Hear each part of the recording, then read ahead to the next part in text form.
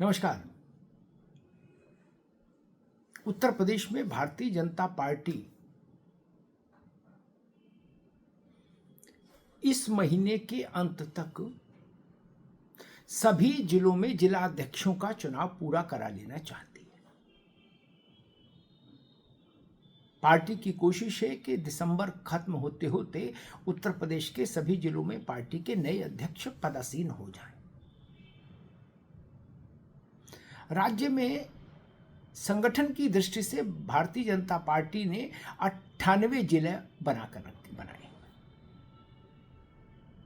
इसमें एक ये भी व्यवस्था है, इससे बहुत बड़े शहर बड़े जिले जो हैं, गाजियाबाद है तो उसमें महानगर और वो का एक बाइफर्केशन हो जाता है, 2 जिलाध्यक्ष हो जाते हैं इस ढंग से।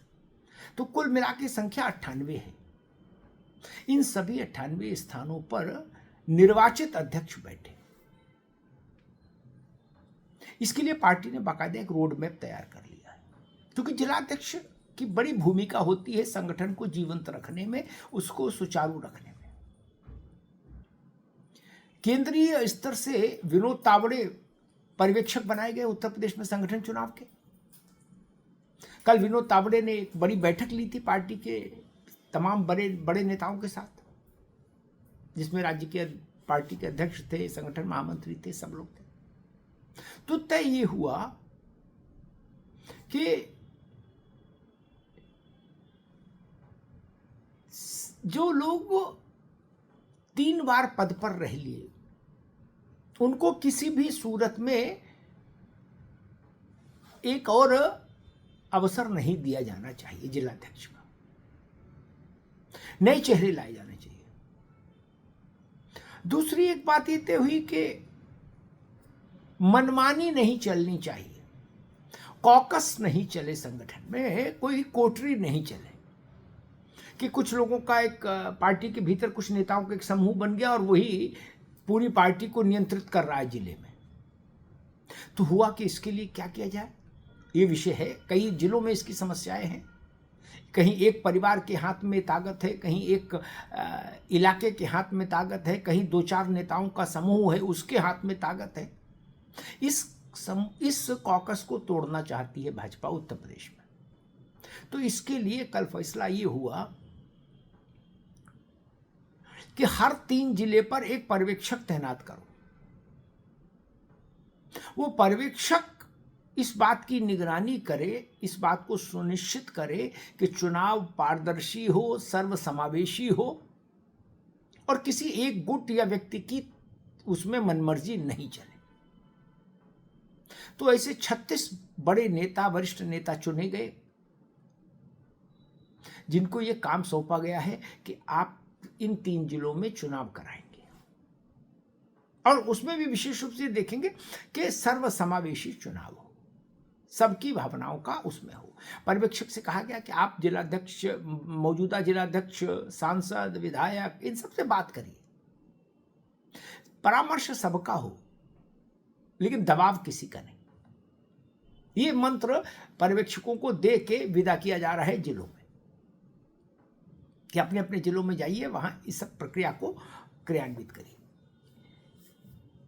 करीब 1918 मंडल हैं संगठन की दृष्टि से भाजपा के उत्तर प्रदेश में। 1918 यहां मंडल अध्यक्ष का भी चुनाव होना है। यहां से बूथ कमेटी से बात शुरू होगी, बूथ में कमेटी बनेगी, फिर मंडल अध्यक्ष, फिर जिलाध्यक्ष, फिर प्रदेश। तो एक लंबी प्रक्रिया है।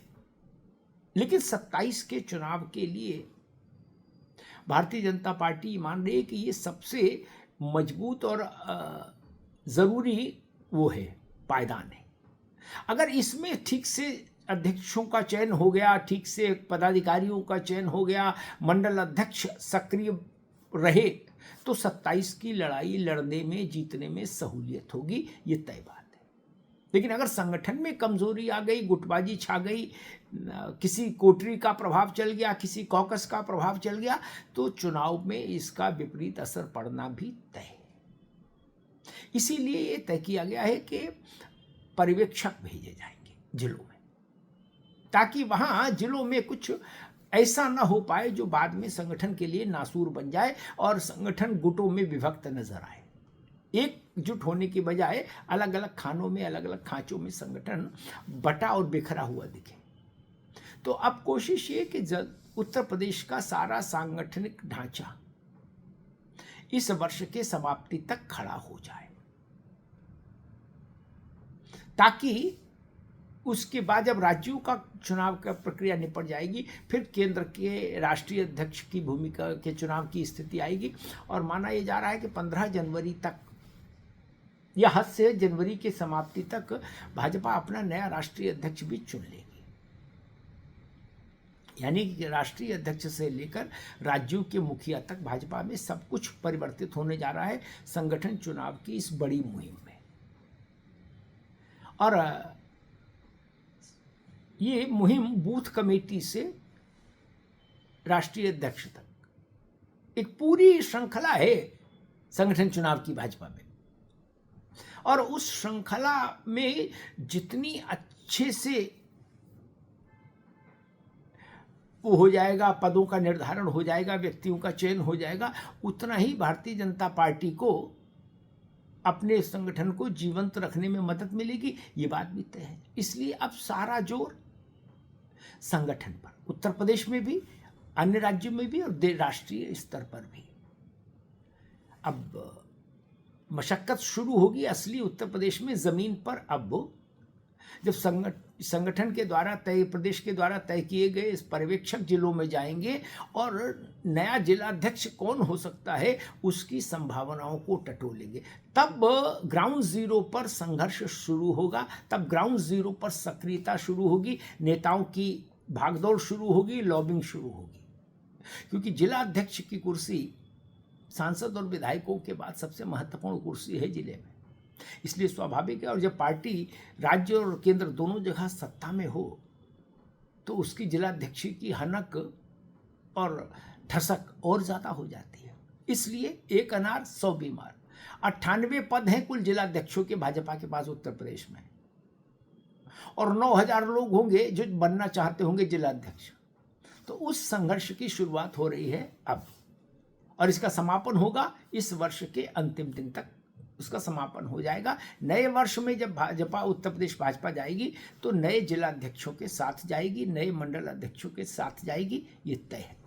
धन्यवाद।